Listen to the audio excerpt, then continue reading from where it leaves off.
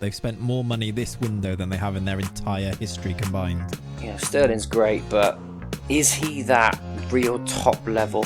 Well, you know, we were expecting him to go full Peter Odom-Wingy and sort of rock up at the training ground expecting the move. Likelihood they'll still be in the Carling Cup, whatever it's called this year, Carabao Cup. So you're going to be playing a lot of games. Whatever it's called this year, as if it hasn't been called for the most old man guitar thing to say. What's it called? The Worthington Cup? The Milk Cup. The Milk Cup. Yeah. That was before Rory was born. I basically put the beef on a bit too high, and it's just got a little bit smoky. Hello and welcome back to Panenka Weekly, the dangerously sensible football podcast. Do you like that one? I think that's a step Good, up. Perfect. It's episode. Yeah, that was. You turned it down for Rory, nice, wasn't it? Yeah, exactly. He was starting to get a little bit upset by them. It's episode 6 this week, and well, it's been an interesting week of Premier League action because there hasn't been any Premier League action. The sad passing of the Queen means we've got still lots to talk about, but no matches this week. I think we can turn it into a lovely episode anyway, though. And once again, I'm joined by Rory. How are you? Yeah, very well, thank you, mate. How about yourself? Yeah, I am. I'm good. I'm feeling good. I'm excited about this. I feel like we can properly dive into a few topics here, and there's still loads to talk about. So yeah, I'm feeling good. Feeling good. What have you been up to? Not too much, actually. I'm eagerly anticipating a week's annual leave from next Sunday. I'm off to Lanzarote, so kind of, you know, as is normal with these kind of things, you have to get everything ready and, you know, frantically ordering holiday clothes and euros and all these kind of things. But yeah, not too much actually this weekend. I've just been craving a bit of football. At least we had some other sport, you know, cricket and horse racing to watch over the last couple of days to keep us entertained. Yeah, it has been. It's been a long one. It's been very Pablo Escobar on the swings for me this weekend, waiting for some more football. Shows how sad we are, doesn't it? Yeah, honestly, what do we do? Really because when it happens at the last minute, football's off. My weekend's got no focus now. It's got no structure. Usually, you watch the game, don't you? You watch the 12:30 game. You pop out and do something. You watch the scores come in. You watch the 5:30. Yeah, and I wouldn't change it. I'm missing it massively. Tiges, how are you? Good, thank you, mate. How are you? Yeah, I mean, I've already answered Rory on that. Still fine from a minute ago, but I had that written down. Usually I go first, so you caught me off guard there. My notes it says in big letters, "How are you?" You're right though, yeah. You good? Yeah. Yeah. I'm still fine. Yeah, I'm glad that you're following your scripts. Always good. What have you been up to? Quite one as well. We booked Iceland. We're going away for my birthday for a week. Checked the Blue Lagoon. Checked it today. It's like -3 degrees. Luckily, I've still got all the stuff in the attic from when we went skiing, which I think is all yours, actually. I didn't mean to give you that back. It's been 5 years. Actually, that is actually a good point. That snowboarding trip we went on where you decided you didn't really like snowboarding about halfway through, right? What? Halfway through is a push. I mean, first 10 minutes, wasn't a massive fan of the things that go up and over, what are they called? The carts. The chairlift and the gondolas and that, yeah. I mean, that was a good holiday, wasn't it? It started off with, 10 of us? Every single person dropped out until it was just you and I, and it still went. Yeah. And loved it. We just sat in the room watching memes and Vines. Like compilations of Vines. This is when Vine wasn't even a thing anymore, but we were watching all of the best Vine compilations. It was good. And we were as pathetic then as we are now. Some lady knocked on the door feeling sorry for us and gave us a spag bowl. Well, yeah, I don't know. I quite know how we managed to do it, but we didn't budget very much money at all for the trip. As in, we had no money from the moment we got there, and we're struggling. We had some frozen burgers that we kept frozen by putting them outside in the snow. They were £4 for a pound. We just did it, didn't we? We'd only just started work at that point, I think, and we just did it in the month's wage. We were like, should we still go? Yeah. So we booked it, went out with not much money. Wouldn't change it though. Yeah, what a holiday! What a trip! Literally booked a car and didn't even. I booked it for the wrong date, didn't I? Yeah. So and you forgot to put yourself on there. I said I don't mind doing the driving, but I've never driven on the other side of the road, and I've never driven a manual before. So as long as you don't mind splitting it with me, yeah, we get there. Richard's not on there. All right. Great. Going up in the middle of the night up this mountain as well, those slaloming little roads in the ice and snow. I was like, "You're right there, Tiges?" He's like, yeah, I think I'm fine, yeah. What did the lady ask? Have we got those spikes to get us going when she says inevitably you will get stuck? Nope, we haven't got that, but no worries. No, That would be we fine. haven't got any money for food, mate. No. There's no chance. These burgers are lasting us for a week. Yeah, and then a nice lady gave us some spag bowl. Perfect. What a trip. Perfect. Good times. What a trip. Good times. This is the podcast this week, by the way. This we're going to talk like this for the majority. No, we'll have a little bit of focus on a little bit of football because, as I mentioned before, there's still loads to talk about. Despite the fact that we've had no games, we are eagerly anticipating the football returning, though. We thought today we'd start off with a little bit of a look back at the transfer window. Obviously, that's now closed, and we can summarise all of the team's business and have a bit of a chat about the ins and the outs of each Premier League team. I think I'll start with a question here. One of you, I don't mind who answers this. Who do you think has had the best transfer window in the league? Oh, that is a tricky one. That is a tricky one, Rich. I guess you look at some teams, like Forest. They've brought in just a whole multitude of players. I guess you look at Man City, who have just brought in kind of exactly what they needed. Yeah. Arsenal kind of went 60 or 70% of the way. You've got other teams that seem to go none of the way, like Leicester. Like Leicester, for example. Yeah. The best transfer window. Oh, it is such a tricky one. I think it does seem like a bit of a cop out, but the signing of Erling Haaland, I mean, that alone just represents such a good window, particularly when they've sold, Jesus, Zinchenko, got rid of players for kind of getting the balance sheet levelled up, so to speak. I mean, it speaks to Nottingham Forest that they've been able to attract the level of player that they've attracted and the amount of players. I mean, when you're getting the call and you're the 18th signing of the window, and somehow the manager's going, "Don't worry, we'll still get you some first team minutes." You were first choice. Yeah, exactly. Yeah, we have actually been working on this for the last 6 weeks. So I guess it's hard to see quite how well they'll do going forward, and maybe it's a bit of a shallow interpretation to say, well, they signed the most, so it's the best window. But for a club of that, stature, they've got massive history, but a team that's just come back to the league to be able to attract basically look like anyone they wanted, I think that's just so big, isn't it? It's absolutely huge for a team like that.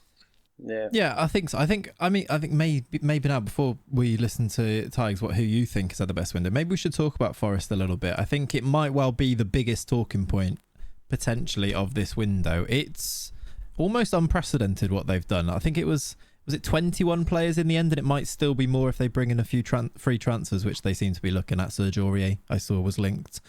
It's absolutely crazy. Do you think it's going to work, Tigers? I do think it's crazy. I think it's just too many players. Sometimes when you bring a new player in, it takes them 6 months to get used to the league, get used to the team, and then sometimes when you bring in a lot of players, it takes them quite a while to gel. But when you bring in 21 players, when the season's already started, when you're already behind because they've lost games, I don't see how he's going to make it work. What are the chances, really, of them all gelling and just working really well together within a week? Because that's almost all that he's got. Within a month, it could be way too long, and they could be dead and buried. So I think it's just too many players. Go on. I was going to say, it might actually help Forest, I guess, as tragic as the circumstances are, that they may be a week or two without any game, where they have got a bit of time to almost have like a mini pre-season. I know we've mentioned it, or I've heard people, and I'm sure we'll get onto this later, Graham Potter at Chelsea's almost got like this mini pre-season.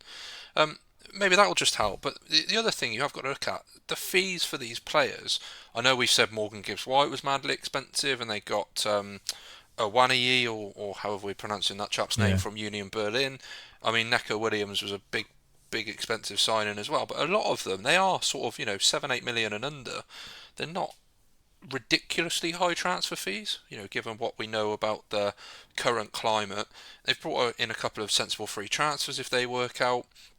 Couple of cheap players, loan players like Renan Lodi, which seems quite a bit of sensible business. I don't know. I just look at what they've done, and I guess the average age of the players as well. A lot of them are sort of young to mid-20s, aren't they? They're players with years on their side. A couple of old heads like Czech Kyoto and Willy Bowley that bring that a little bit more Premier League experience. But it just seems like they've done what they've needed to do, and you do worry slightly about. Yeah, they might not gel together, but I guess you just go to your plan B, C, D, E, whatever, however many different combos of the 11 they've probably got planned out by this point. Yeah, but what about Jesse Lingard, the amount of money he's on a week? There must be some kind of contingency plan if they do get relegated, but it's happened to teams quite a lot in the past. They've spent a lot of money, then they got relegated, and it's just crippled them. So if they did get relegated, they've got a lot of players on the books on, like you said, they might not have spent too much money. I mean, I still think it'll add up to quite a significant amount, but that weekly wage now must be, 10 times what it was last year. Not really sustainable if they're not in the Premier League. Yeah, it's a big jump, isn't it, they've done. I think Rory, what you mentioned there's a load of these transfers where you think that's really good business, that, in itself. But when you put it into the bigger picture of this many players coming in, you just kind of, they get lost in there and you think, what's the plan? What must those players be thinking, as you mentioned before? I've actually just Googled Nottingham Forest business just to so I could see all of their business, and the first thing that comes up is their website and it says who's who, and I was thinking exactly the same thing. It's, I guess the proof is going to be in the pudding with this one, isn't it? If they stay up, everyone's going to continue with their, they've had a proper go at it, they've gone and spent the money, they've kept themselves in the league. If they go down, they're going to be like, what were they thinking? It will very quickly hindsight flip, will make a big difference. Hindsight, and that's why it's fun to talk about. But look at some of the teams that they've bought players from: Bayern Munich, Liverpool, Man United, Atalanta. It's mad. Like Rory said, how are these teams attracting these players? The Premier League's just great, isn't it? Huddersfield. I mean, it's mad that they signed.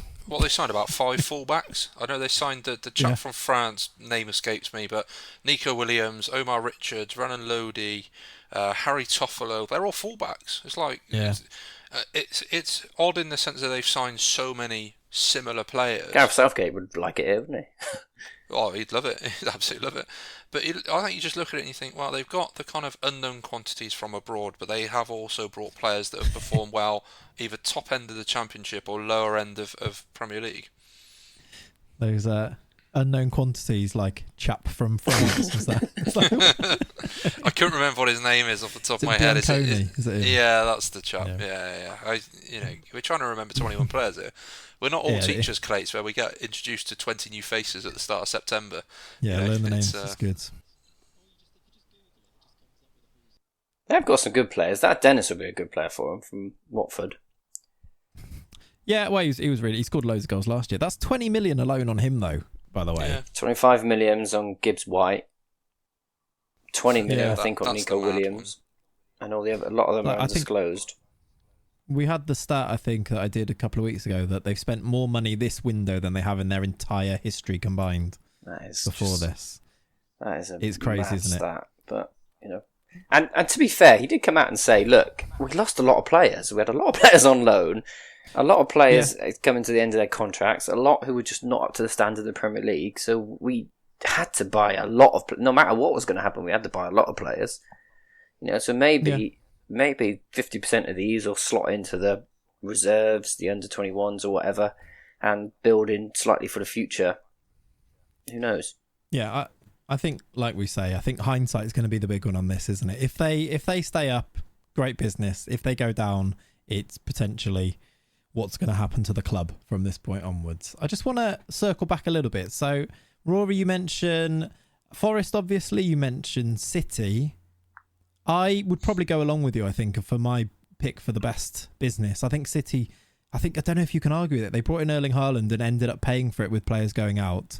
Tigers, what was your opinion? Who had the best window? City, I think, had the best window because you're not even mentioning the other players they brought in.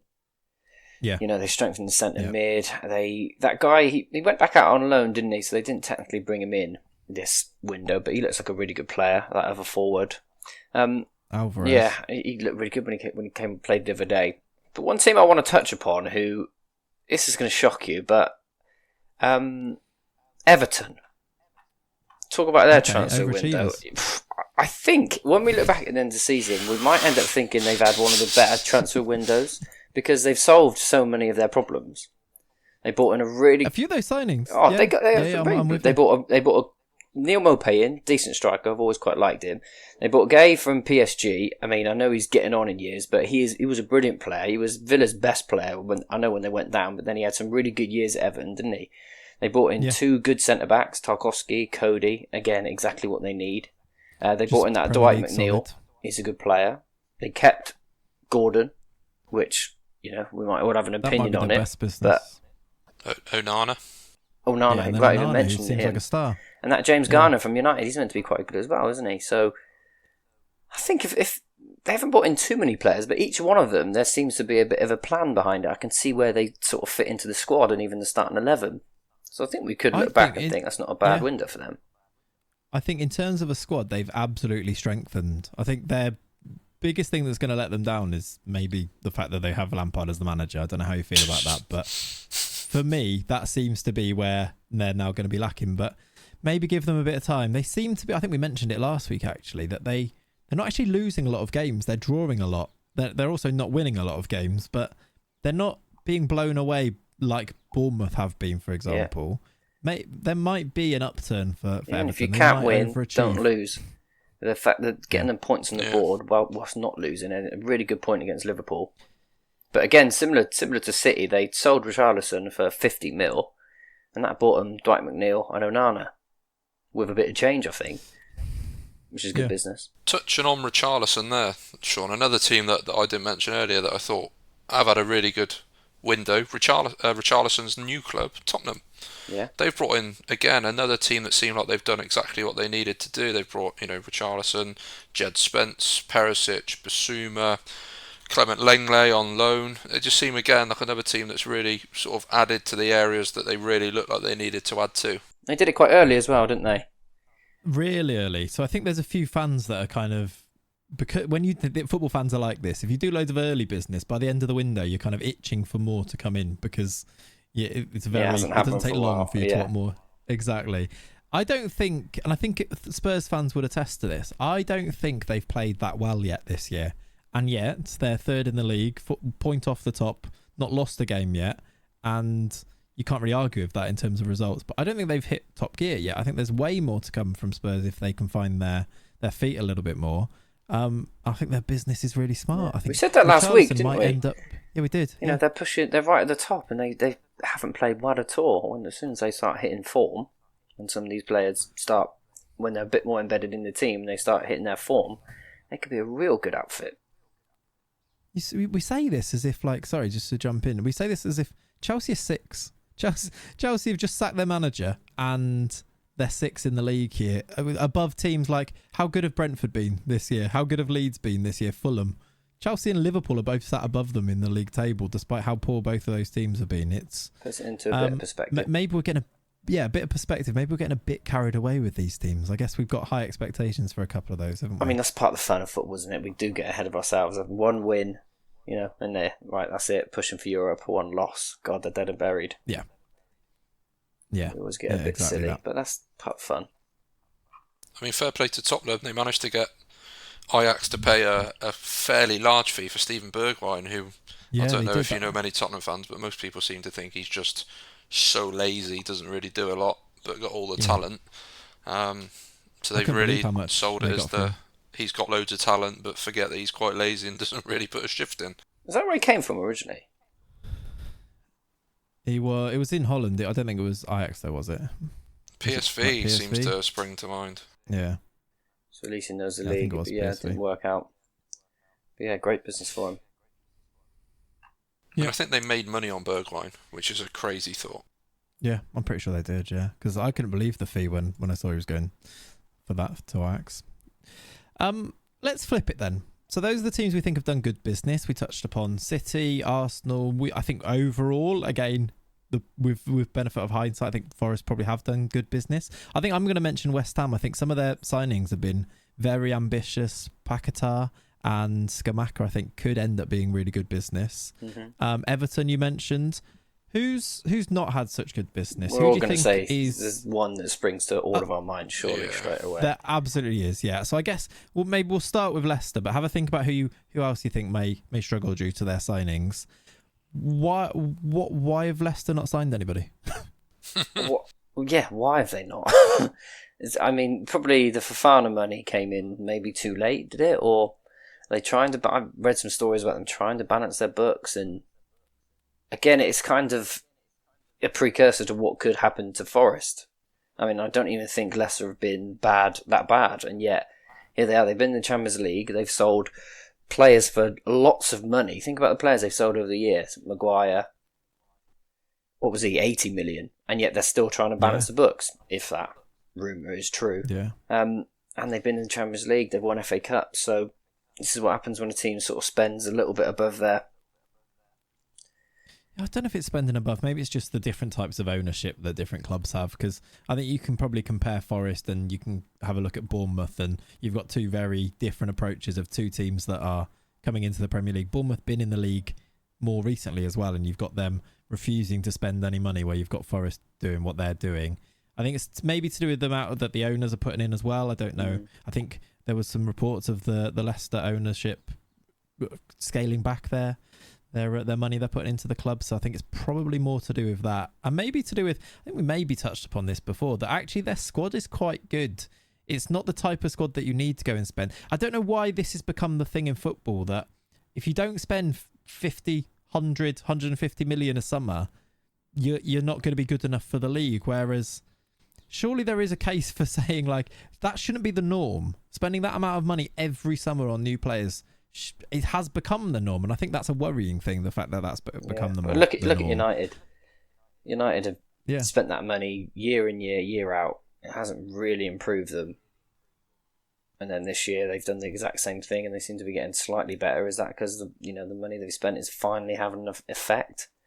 I don't know. Yeah, I wonder if that becoming the norm actually filters down to club level, to the players, and to it definitely does around the fans, doesn't it? Like, you look at Leicester, it's probably no surprise that they're the team that have invested the least, and they've started with 5 losses out of their first 6 games. They've not won a game yet, despite they have a good team. There is really good players in there. You've got players that are being bought by Chelsea for 80 million, for example. They've still got James Maddison and Jamie Vardy and all these players, that loads of players like Vardy was there when they were winning the league. But maybe it does just, it drips down into the feeling around the football club, and that must maybe I'm just starting to realise that has more of an effect than maybe we think about all the time.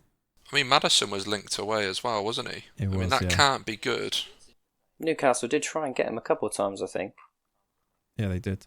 Newcastle, by the way, just really quickly touching upon them, I think most people would say they've been quite good this year, right? Have you actually looked at their record? Four draws out their first 6, 1 win, 1 loss. They've won 1 game in their first 6. Well, like you said last week on the podcast, it was sort of that one result which everyone thought, God, they're actually the real deal here, and then they followed it up with a couple of draws. Yeah. It's averaged out not very well. Who beat them, Rich? Yeah, easily as well. I mean, even thinking about that game though, they were quite unlucky not to get a point in that game, weren't they? Really, they were. They're going for the draw every game. That would have actually been 5 draws in a row if they drew that game as well. Madness. They were inches away from being 2-0 up.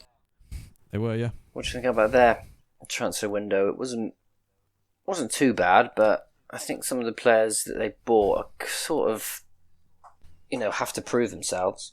I mean, I know Isaac scored straight away, but I've also seen him have some really poor games in the past. I think they're trying to be quite smart with it. I think they're trying to pick those players that are the ones that have the potential to go and be world class. I think like Bruno Guimaraes like last season.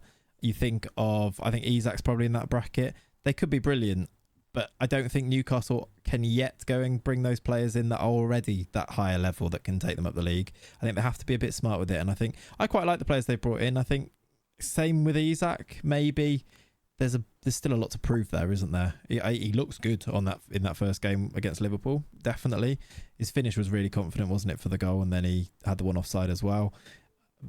When he played for Sweden a few years ago, I watched him and thought he's brilliant, and then you watch him for Sociedad and you think, oh, maybe he's not so good.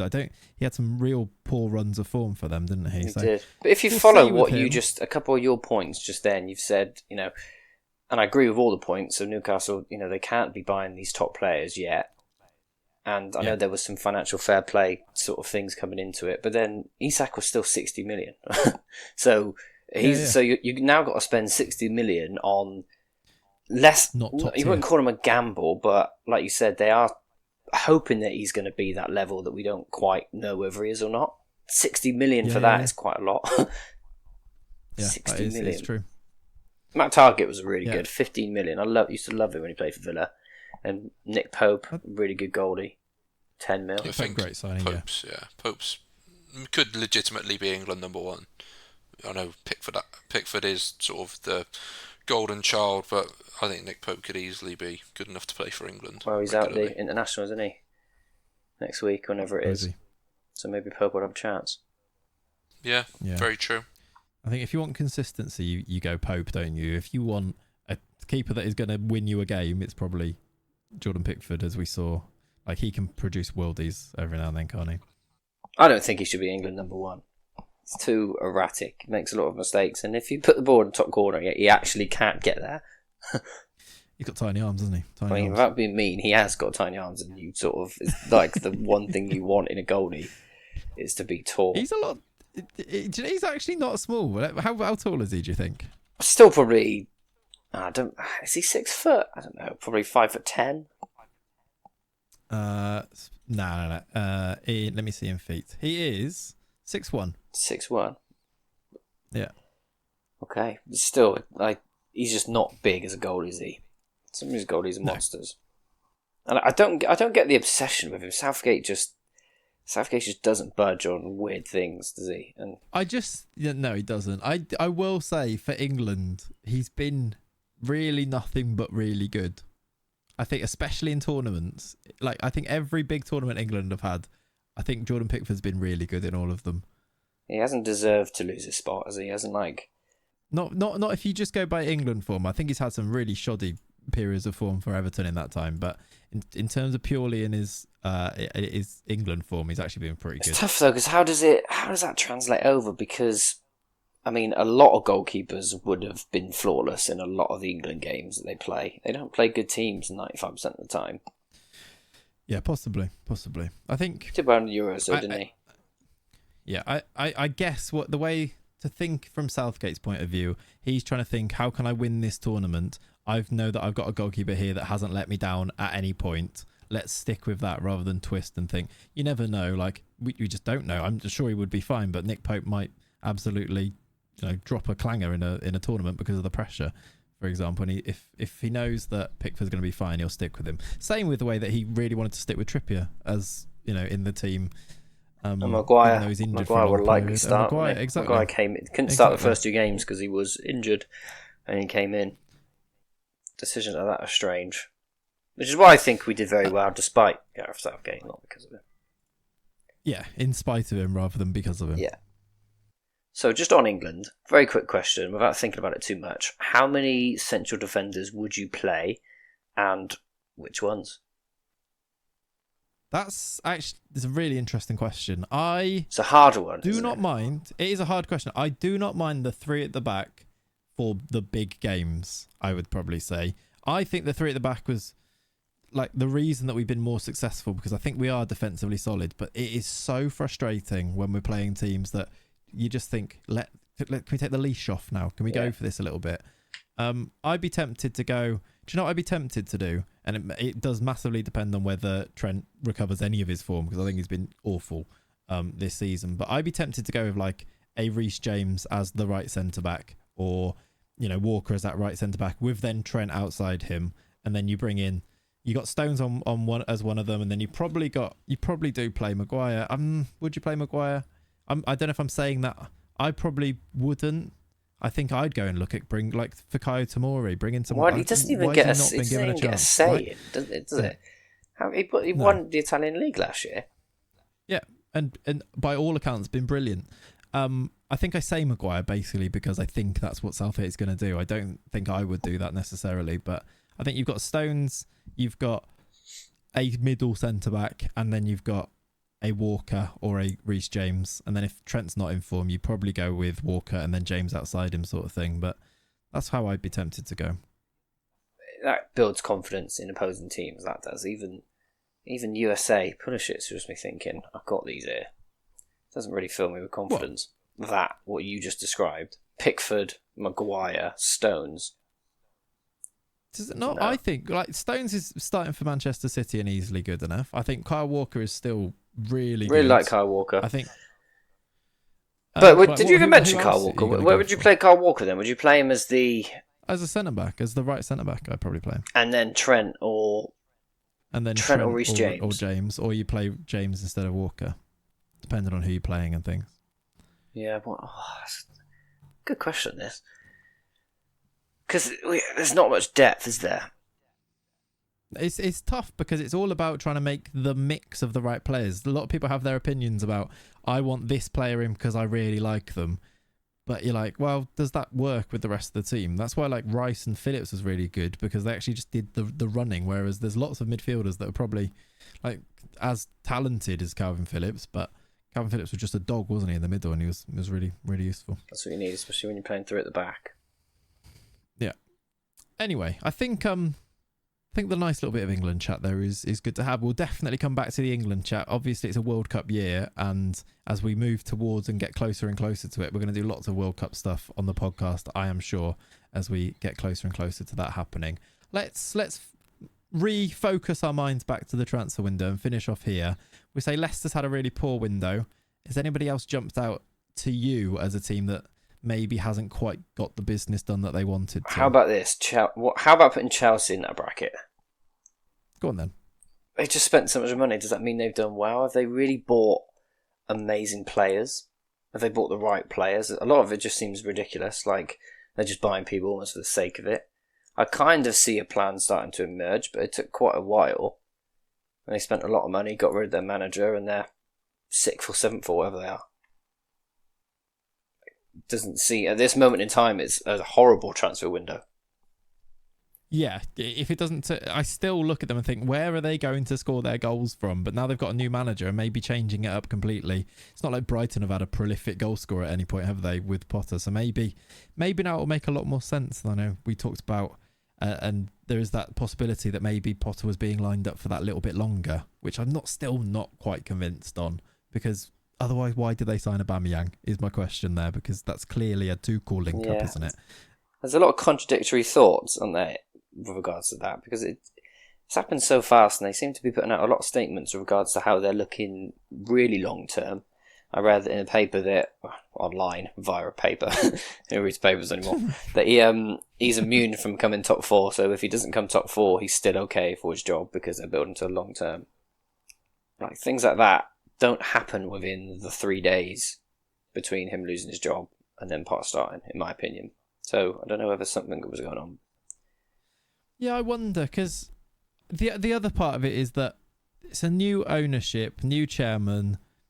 Tuchel wasn't their guy, and maybe from the start they were thinking, we need to get our guy in, but we're going to give Tuchel a little bit of a chance. We're going to wait for it, yeah. We're going to wait for that moment. Wait for a reason to get rid of him, and maybe they did want to do this all along, and maybe some of those signings they made were the ones that Tuchel demanded, Aubameyang. Maybe some of them were the ones that the transfer committee, which is basically Bowley on his own, demanded. Cucurella, for example. Maybe it was the plan, but they hadn't got they weren't armed with the reasons to get rid of Tuchel until they struggled enough, and maybe that's why you've seen how the pent up emotion with Tuchel. He seemed stressed. He was fighting Conte on the sideline, wasn't he? Maybe it's because not a good place to be. The 20 million on the Villa lad was just a strange one. Unless Graham Potter now starts using him, maybe he really wanted him. Yeah, okay. It makes much more sense with Potter as a manager than it does as him. But then, 50 mil on Sterling. Sterling's great, but is he that real top level? Because he's English, we love him, but is he that top level? I don't know. I don't know. I still think, as pathetic as it sounds, being in that City team, he scored a lot of goals, but whether or not he is the best of the best, I'm not sure. Koulibaly, we all thought that would be great, but he's struggled. Just on Sterling, yeah. Look at Jesus, who you thought was probably quite ordinary playing for City, right? Mm-hmm. Look how good he looks for Arsenal now. I think actually being in that City team, you must have been a really high level of player. I don't think you get into that City team and stay in that City team without being really, really good. And Sterling was one of the first names on that team sheet for a long time.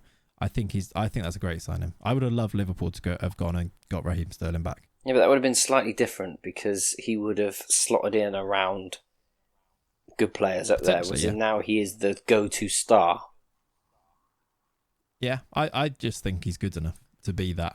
And maybe he won't quite be shown to be as good as he can be because the system's a bit more of a mess. But now, new manager, maybe he will be. Yeah, maybe. I just think the jury is... I mean, it's very harsh to say the jury's still out, but to be the star and to be the go-to guy, in my opinion, it is. Koulibaly seemed like a really good signing, but he struggled a little bit, hasn't he? Yeah, I question why he's not gone to another team. Like, why when Liverpool were looking at a centre-back, why didn't they go and get Koulibaly? If that's my thing. Why didn't City go and get a Koulibaly? He sort of missed... There was a time where he was linked to everyone and then no one did it. And then Chelsea seemed to have got a bit desperate now and then gone and done it, which is just question marks. He's been linked with so many players over the years, isn't he? So many clubs over the years. Yeah. Cucurella, 62 million. Again, just... I think it's overpriced, but he's a great player. Yeah. I mean, are they worried about Chilwell coming back from that serious injury? Who knows? But still. Fofana, again, broken leg. One good season. But yeah. You kind of, a lot of that's money. not the worst one, but there's a bit of desperation that in all of these, really. Yeah. Okay, so we're going to put Chelsea in the maybe. In the Chelsea in there. I don't know how it's going to go. It could work out. It could work out brilliantly. He could find his formation and he can slot them all in. But I don't know for sure.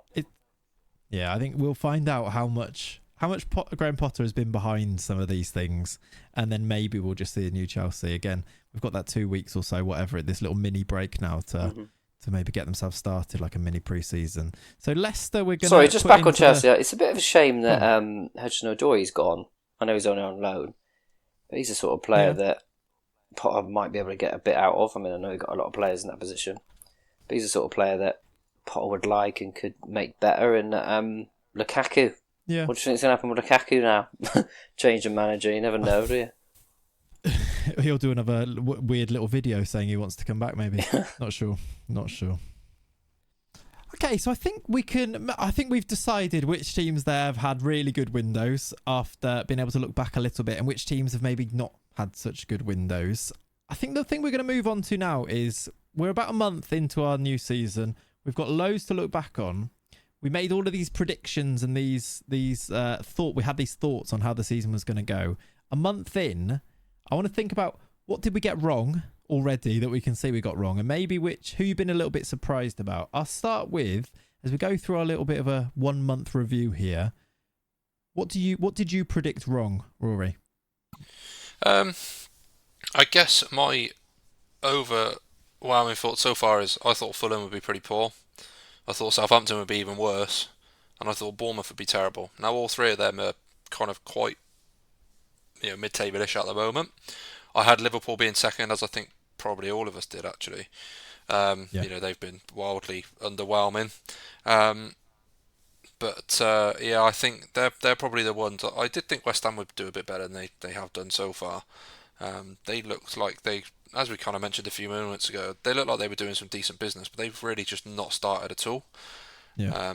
I think that I guess I'm quite happy that I said about Arsenal and Brighton being half decent. But yeah, I think Liverpool would be the biggest disappointment, and then the three that I said to get relegated have maybe started a bit better than expected.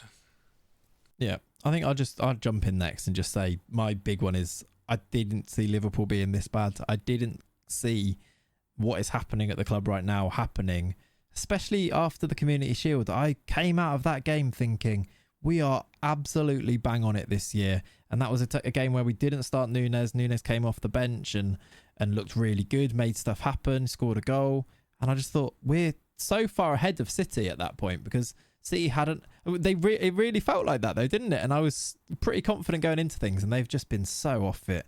There's a whole multitude of reasons. You can point to the injuries in the midfield. You can point to some of the Nunes with his headbutt and missing games and things, but just the whole thing that I still don't think any of those things can really quite excuse the way that they've defended. And then I know that the midfield not pressing and not having any pressure on the ball, especially in that Napoli game midweek last week, sort of explains it. But just some of the statuesque defending, it seems like it's all got a bit much recently at Liverpool, and the thought of having to go again up against this juggernaut of a team, Manchester City, feels like it's weighing heavy on the players.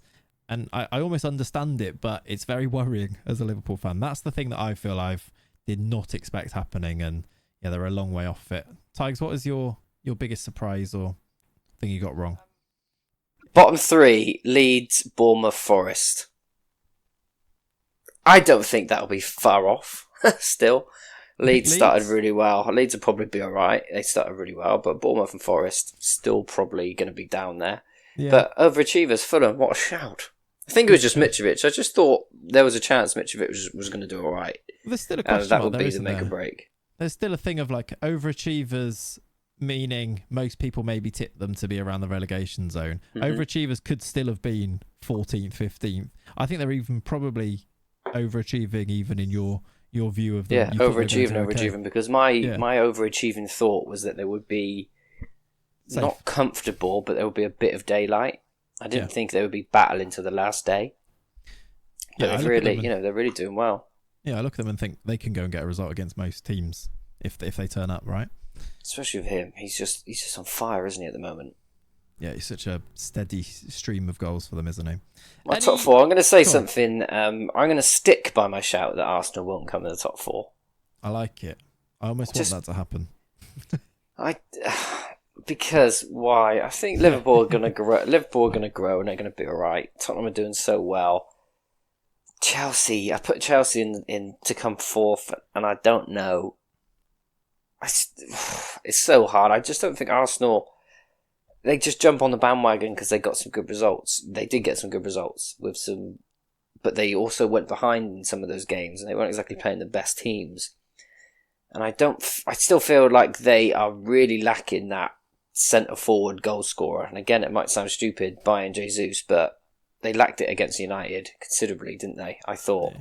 Yeah, Jesus looked great in that game. He looked fantastic, but it didn't look like he was going to score many goals. No, he didn't look like he would even. I mean, his hold-up play was great, but he if they could get someone really strong up front, a real striker, for him to play off, then I think they'd be in the money. But I still think they're lacking a few players, and their squad depth is still pretty poor.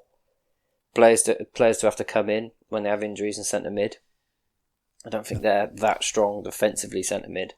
So I still think they've got ways to go. You know, if they lost 3 games on the trot against average teams, would anyone would you really be that surprised? Yeah, possibly. I think the United game was a bit of a real wake up call for Arsenal, wasn't it? After winning the first, was it 5 before that, and then losing to United, I think maybe puts them back in their place a little bit and thinks, okay, maybe we're not quite as good as we maybe thought we were. It was a great start for them, and I think they've shown a lot of improvements, but losing. Look at the table now. Yeah, exactly. You know, United are 3 points off them. I mean, they're really surprising, aren't they? United, like they, first 2 games they looked awful, and then they've won 4 on the bounce. Against some decent sides, against Arsenal, against Liverpool, for all the criticism that we can throw at Liverpool, it's still a massive win for United coming off the back of the start that they did have. And they did look good in that game. They did, yeah, they did. A couple of grinding results in there. I think of the Southampton game where they got that 1-0, didn't they? That was like old United, where you're like, oh, for Christ's sake, yeah. You're like, they haven't actually played that well there. I think he deserves a bit of credit, their manager.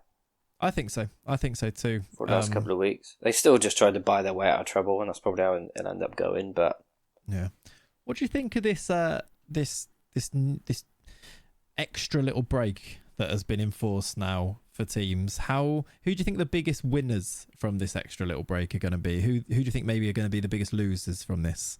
I think the biggest winner. Go on, sorry. I was just going to start off by saying I think good that you're itching. I'm probably going to say the same thing. I was just going to say it couldn't have come at a better time for Liverpool, really, could it? The way that things were going there, and Klopp coming out and saying things like, we need to reinvent ourselves and we need a new plan. It makes me think, okay, we're going to go and play a 4-2-3-1 next game. We've got 2 weeks now, or whatever it might end up being. Could be 3 weeks with the international break. Go and train in a new system. I'm not sure who the game is when they come back, because it was going to be Chelsea, and I think Chelsea might be called off now as well. We'll see about next weekend's games, won't we? It couldn't have come at a better time for them, to be honest. Who are you going to say? Well, 3 really stick out for me. Forest, all those players, just getting them in, getting them playing, working on a proper structure. I mean, Also Chelsea. They could have a full 11v11 pre-season friendly with the amount of signings they've got. They need one more signing.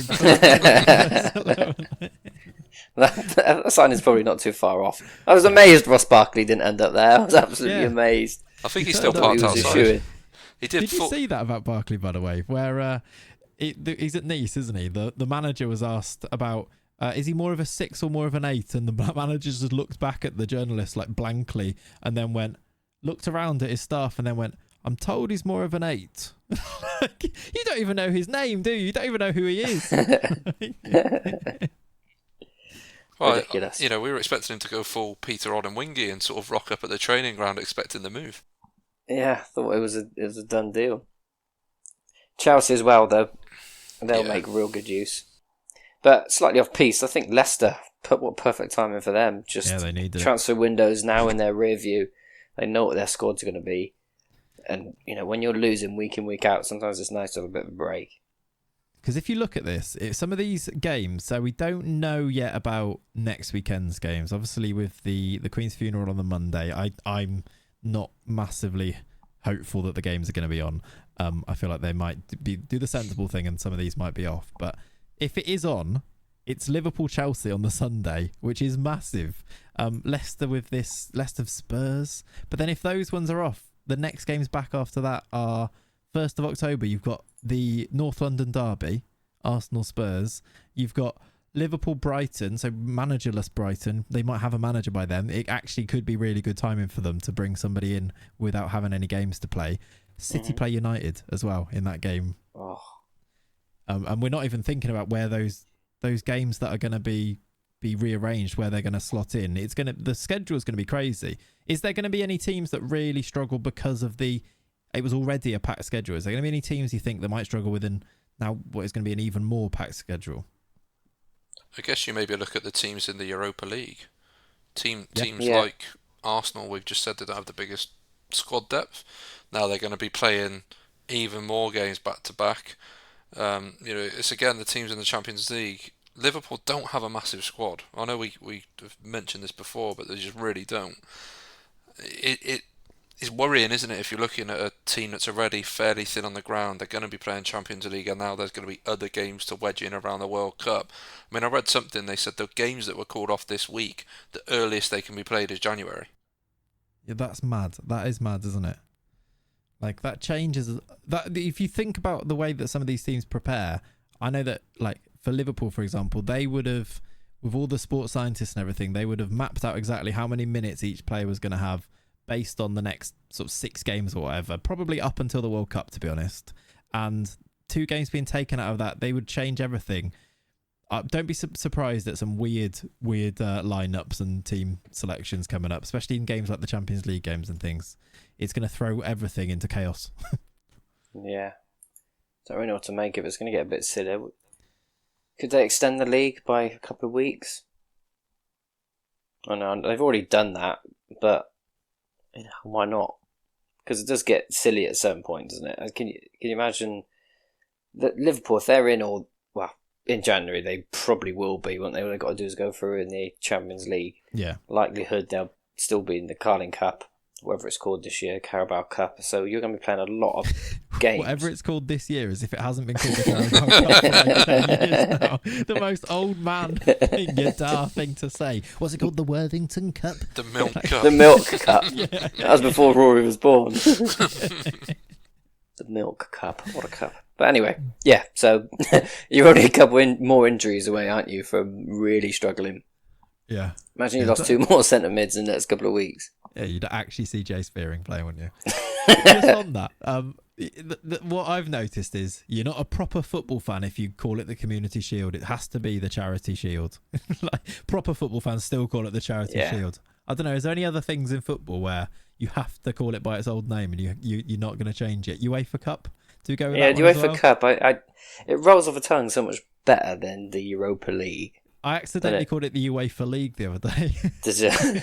Well, I got a quick question. No researching, but what is that third cup called? What is the third European Cup called? The European Conference League. The Conference League. Yeah, that's like the National League. Manager. The National League previously just being called the Conference. Yeah. Conference. The Vanarama National League. When it was like, what were the other names of some of those down there? They were good. It's like when it was the first division, the second division, and the third division. Now it's like League One and League Two and all that, isn't it? A bit easier. Even before the Prem, wasn't it? It was just like, Yeah. it was just 4 leagues in the Championship. I like it. I might become more and more Yadar as time goes on, and just to call them by their old Get names. into that age, and Yeah. That's a good bit, actually. Is there any other old names in football that you can think of if you're listening? Let us know in the comments. That could be a new little bit. Things that I don't know why. It just Yadar reminds says. me of when was it Savage who was next to Thierry Henry in one of the like presenting a game or whatever in the studio. It's like Thierry Henry, World Cup, Champions League, Premier League, top goal scorer, this, that, whatever, and then Savage, runner up in the Worthington Cup. 2003, like really good, really good. So now that we're a month in, should we revise our predictions a little bit? We'll still come back to our original predictions from the start of the season, I'm sure, at the end of the season, but now that we're a month in and we've learned what we've learned about how each team are playing and the transfers that have been made, I want to hear from both of you guys, and I'll give mine as well. Who are going to finish in the top 4 now, in what order, and which teams are going to go down? Has anything changed? We'll start with Tiges. You touched upon yours before, didn't you? But guide us through them. Top 4 and teams to get relegated. This is really tough. This top 4, City are going to win the league, aren't they? Quite easily. Second, so originally I had City to win the league, Liverpool second, Tottenham third, Chelsea fourth. And now I'm obviously going to stick with City. Second, Tottenham, just because, as we've mentioned a couple of times, they don't even look that good, and yet they're still winning, they're still up there, and they've got some really good form to come. Third, I'm still going to go Liverpool. They're not that far behind, and they're in a horrible state at the moment. It's only going to get better for them, in my opinion. So it's that big fourth spot. Chelsea, Arsenal, Man United. It's going to be one of them, isn't it? It's not going to be, bless them, it's not going to be Brighton or anything, or Fulham, or even Villa, or Newcastle, or anything like that. It's going to be one of those 3. And I don't, I just got every time I think about one team, another one springs into my head. It really could be any of them, but I think Chelsea will come fourth. So I'm sticking with my top 4, just swapping Liverpool and Tottenham around. Okay. I think Potter will get a lot out of those players. I think they have got enough in them in the long run. I think Arsenal will still revert back to their old selves. I don't think United's got enough. Okay. Rory, go on then. Yeah, this is really tricky, and I think Sean summarised it there, that you think, particularly in that 4th spot, you go, oh, it could be them. Oh, no, it'll be, yeah, it's just so tricky. I agree, it will be City, I think, who win the league. Tottenham to come second, Liverpool to come third, and Arsenal to come 4th. So I've just flipped around Tottenham and Liverpool from my initial prediction. Yeah. So we're agreed on the top 3. And then Chelsea instead of Arsenal. Yeah. Okay. So I hadn't really thought about it before actually asking that question. Now I know, that's why it's quite. You jump right to me. It's quite hard. It's actually a hard question because it really is. I'm City win the league. I think that's one we can all definitely agree on. I think with Haaland now, they're just a scary proposition. I guess we can all hope that he gets an injury, but he's probably won't, and he'll probably still score whilst injured. Second. See, my heart really still wants to say Liverpool, and I think they'll get a lot closer. I think they'll still be there or thereabouts. I've got a lot of trust that Klopp can turn things around, and they're not exactly far away, are they? At this stage, it's still really early. Not really a crisis, is it? No, I'm gonna say Liverpool second, because out of all of the teams that have put together runs, that have been able to put together runs, I think Liverpool could do it, and I'm going to go heart over head slightly here. I'm going to say Liverpool will get second. I think they'll be a long way behind City this year, and I think whoever I'd picked as second there, they'd be a long way behind. I'm going to go City, then a big gap, then Liverpool. I'm going to say Arsenal third. I actually think they're pretty good. I am worried that they are quite good, and I think the reason I think they're pretty good is because I think they'll quite easily beat most teams in the league now. I think they might come unstuck when they play teams like United or maybe Spurs, Chelsea, Liverpool, all of those other big teams. But I think they'll go and beat Fulham and Bournemouth and even Brighton of the Brightons of the league. And then it's Spurs or United, and I actually think this is probably closer than I think all of these teams that I've mentioned that are second down to fifth here are going to be quite close in the league. I'll go Spurs, but I think United won't be too far off, and I think they'll be. So you think Chelsea are going to be quite far off? I think out of all of the teams that could end up being further away, I think it could be Chelsea. Although I could again quite easily see them finishing top four. I could see them finishing third. I think Potter's brilliant. I just wonder if now's the time where he's going to get the best out of them immediately. He seems like a long-term manager to me, and I think at long-term, if they give him the time, he could do great. I don't. So who's fourth? Who did you say fourth then? Spurs.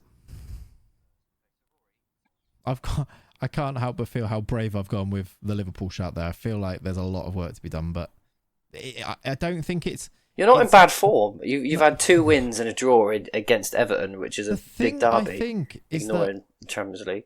They look defensively awful, but I actually think there's a lot of these games. If you look at, they take a couple of chances, they win the game. Like Everton, how easily could they have won that game? And you're thinking, good win.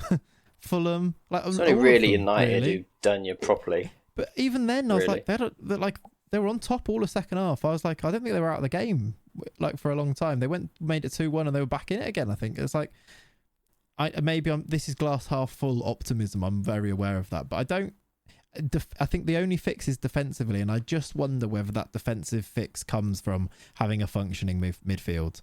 And I know there's a lot of players that need to play themselves back into form now, but maybe with a proper midfield in there, and maybe I'm hanging my hopes on Thiago just staying fit. Maybe just then you start to see Trent come alive again. You start doing what he starts playing his natural game going forward and everything. You see Van Dijk way more relaxed and, well, even if you can get more relaxed in some of his defending.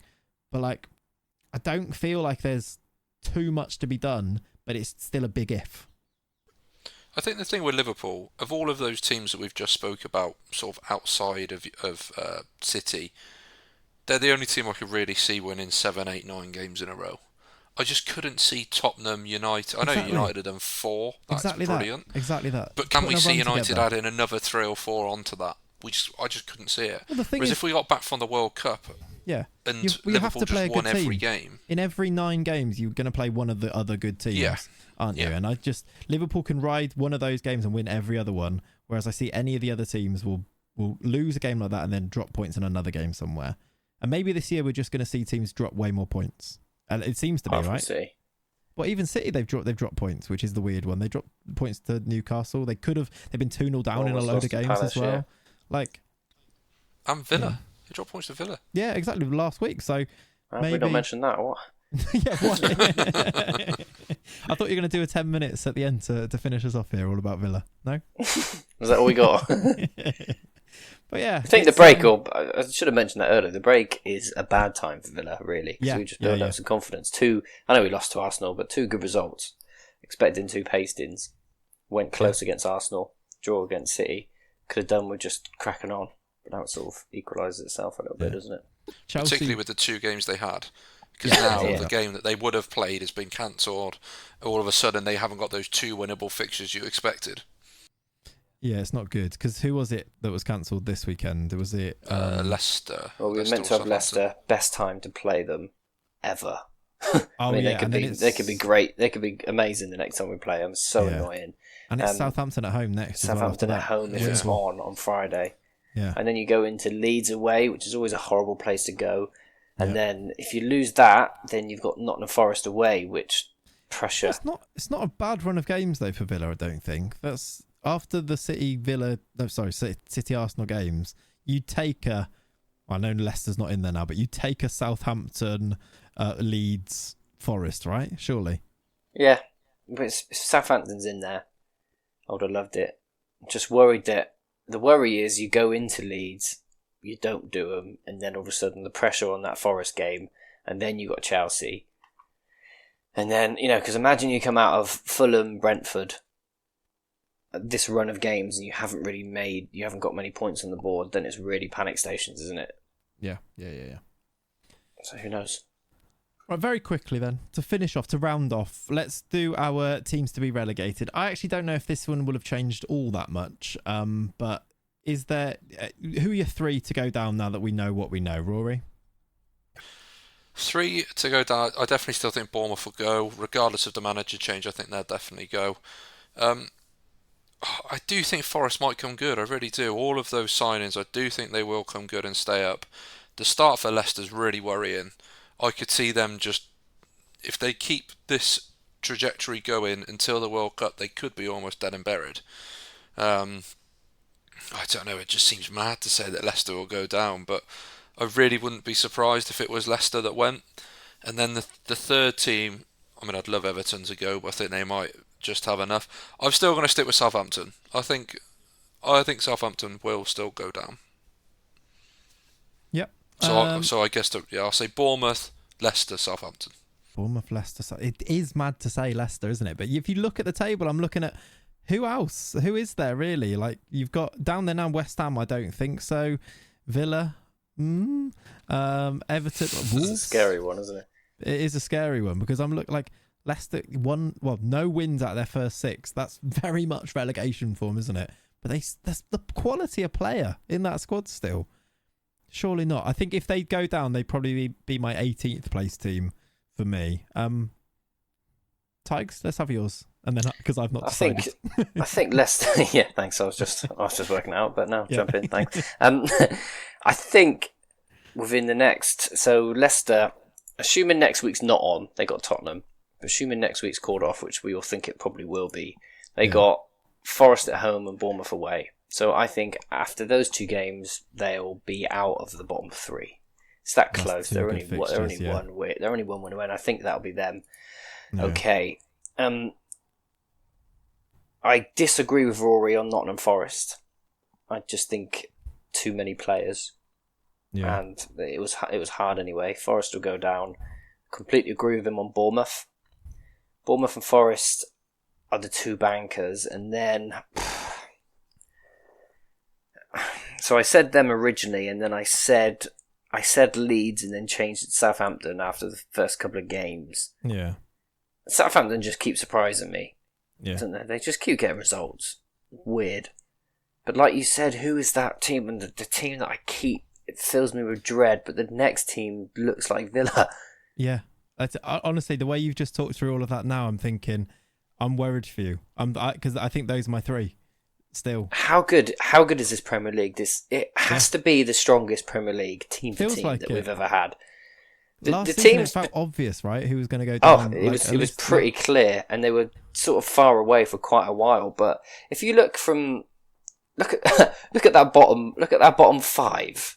Yeah, Leicester, Forest, but West Ham, Villa, Everton.